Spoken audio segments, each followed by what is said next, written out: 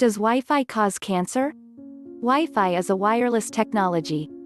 It's used to connect laptops, smartphones, and other electronic devices to the internet.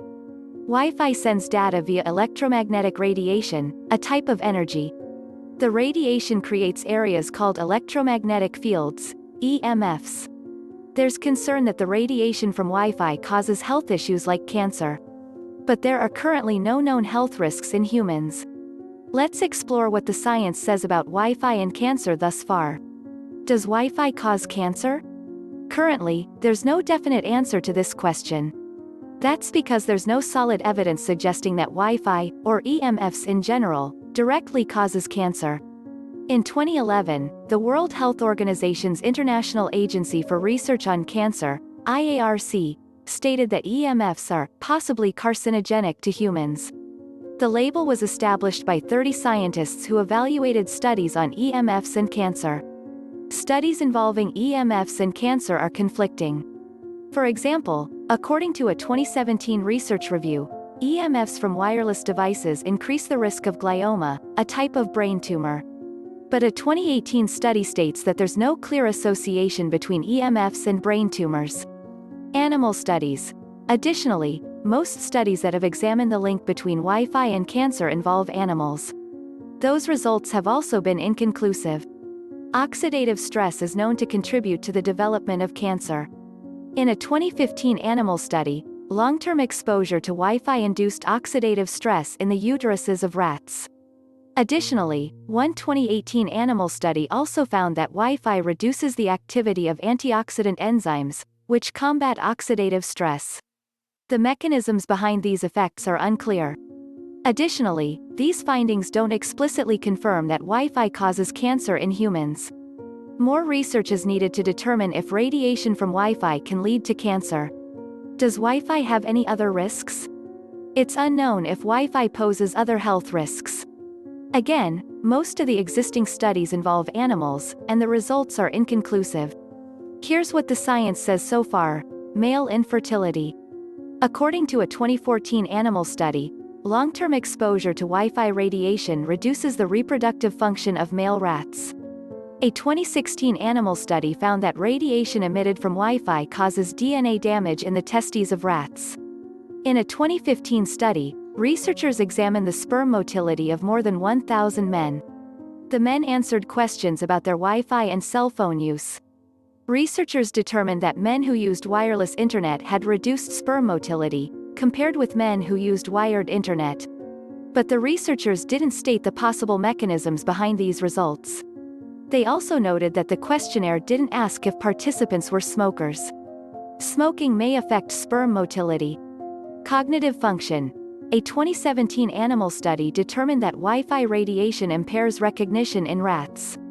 According to a different 2017 animal study, the radiation emitted from Wi-Fi may also contribute to neurodegenerative disease and brain function in rats. But again, these results don't imply the same effects in humans.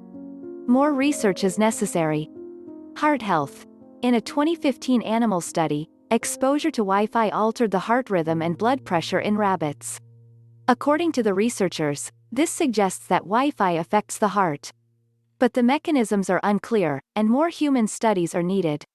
False claims about Wi-Fi health risks. As concerns over Wi-Fi increase, there have been several myths about its effects on health. According to these claims, Wi-Fi causes conditions like autism, skin issues, headaches, pain, dizziness, nausea, fatigue, heart palpitations. There's no hard evidence that Wi-Fi is linked to these conditions. 5G and coronavirus. 5G, or fifth generation, is another type of wireless technology. It's a mobile network that was first available in 2019. Since its release, there have been rumors about 5G and its health risks. But when the COVID-19 pandemic began in 2020, the myths began to involve coronavirus. This included unproven rumors like 5G directly spreads SARS-CoV-2, the virus that causes COVID-19. 5G impairs your immune system, increasing your risk of contracting SARS-CoV-2. 5G is a cover for the COVID-19 pandemic. COVID-19 vaccines contain 5G microchips.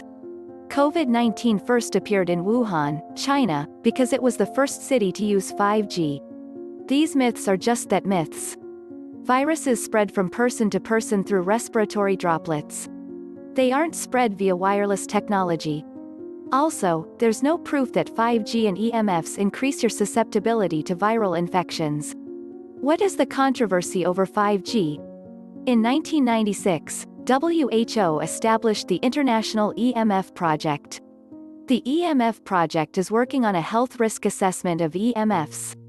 This is separate from the 2011 assessment by the IARC, which labeled EMFs as possibly carcinogenic. The IARC is also part of WHO. There's been controversy surrounding the EMF project. In a 2017 research review, oncologist Dr. Leonard Hardell pointed out that 5 of the 6 EMF's core group members have been involved with the International Commission on Non-Ionizing Radiation Protection, ICNIRP. In the review, Hardell says this is a conflict of interest. He believes that it will interfere with the members' ability to create a critical scientific assessment. Takeaway: Wi-Fi uses electromagnetic radiation to connect electronic devices. Some people believe that it can contribute to the development of cancer. But there's no solid evidence that Wi-Fi causes health risks in humans. Most of the available research involves animals. Even then, the results have been inconclusive. More research is necessary to determine if Wi-Fi and cancer are directly linked.